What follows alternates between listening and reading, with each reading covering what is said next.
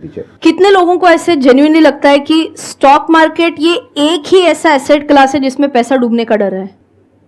आपको लगता है रियल एस्टेट में पैसा डूब सकता है? आपने प्रॉपर्टी में इन्वेस्ट किया, पैसा डूब सकता है? यस और नो? यस। गोल्ड में आपने पैसा इन्वेस्ट किया, डूब सकता है? अच्छा, हाँ, मैं थोड़ा सा क्वेश्चन ट्वीक करती हूँ, वापस से वही क्वेश्चन पूछ रही हूँ। 1 से 2 साल में रियल एस्टेट में आपने जिस दाम पे इन्वेस्ट किया था वर्सेस आज उसका जो दाम है, कम हो सकता है क्या? हो सकता है। गोल्ड में? Everyone please watch my channel guys. Why are you saying no? हो तो सकता ही है ना। सिल्वर का दाम 1-2 साल के अंदर कम हो सकता है? ये अच्छी बात है, सिल्वर के लिए हाँ बोल रहे हो, गोल्ड के लिए नहीं बोल रहे हो आप। बाय द वे, ये तीनों का आंसर है हाँ, बिल्कुल हो सकता है। इन तीनों एसेट क्लासेस में आपका पैसा 100%, मतलब देयर इज एब्सोल्यूट पॉसिबिलिटी कि ये हो सकता है। मैं ये नहीं बोल रही हूँ कि 2 साल के अंदर कम होना ही होना है, बट बिल्कुल हो सकता है, देयर इज अ चांस। आपको पता है चांदी का हाईएस्ट रेट जो था दैट वाज अराउंड 75,000, 75,000 तक चला गया था। आज उससे कई ज्यादा नीचे, ऑलमोस्ट 20% नीचे है ये। तो सबसे पहली बात मन से क्या निकालनी है आपको? डर। क्योंकि स्टॉक मार्केट ही ऐसे एक एरिया नहीं है जिसमें पैसा डूब सकता है। कई सारे ऑप्शन है आपको पैसा डुबाने के लिए, है ना? ये एक चीज आप सबसे पहले मन से निकालनी है, ठीक है, कि स्टॉक मार्केट में ही पैसा डूब सकता है। अब आगे का क्वेश्चन, स्टॉक मार्केट में पैसा डूब सकता है क्या? Question mark.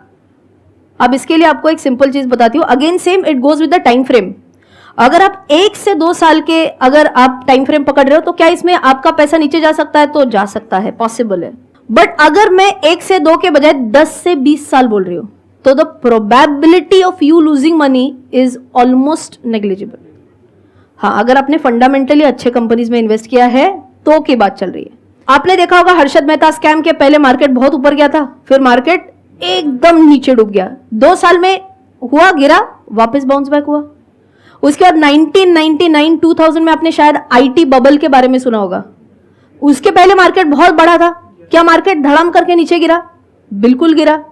लेकिन क्या वापस रिकवर हुआ? बिल्कुल हुआ। उसके बाद अगर मैं 2007-8 के बारे में बात कर रही हूं, 8 में because of the Lehman brothers crisis, क्या मार्केट गिरा?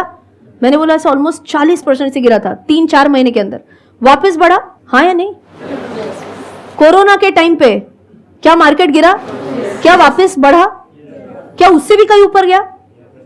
सो बेसिकली स्टॉक मार्केट में यह है कि शॉर्ट टर्म में डरना है तो आप डर सकते हो, लेकिन अगर आपने सोच के रखा है कि मैं इस स्टॉक में लॉन्ग टर्म के लिए इन्वेस्ट करना चाह रही हूं तो इसमें डरने की बिल्कुल बात ही नहीं है।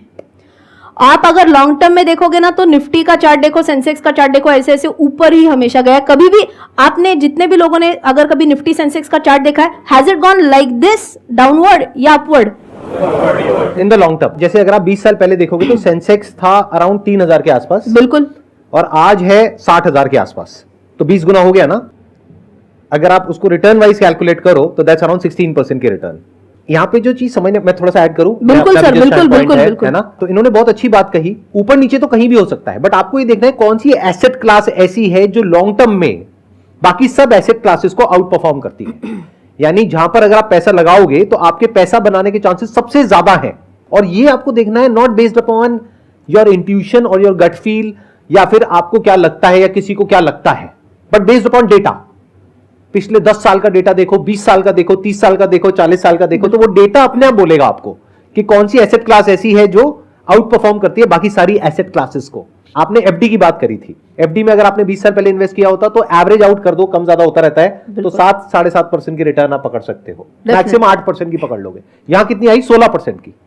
तो 8 और 16 में बहुत फर्क होता है। ये देखने में आपको, सुनने में लगेगा अच्छा 8% का ही तो फर्क है।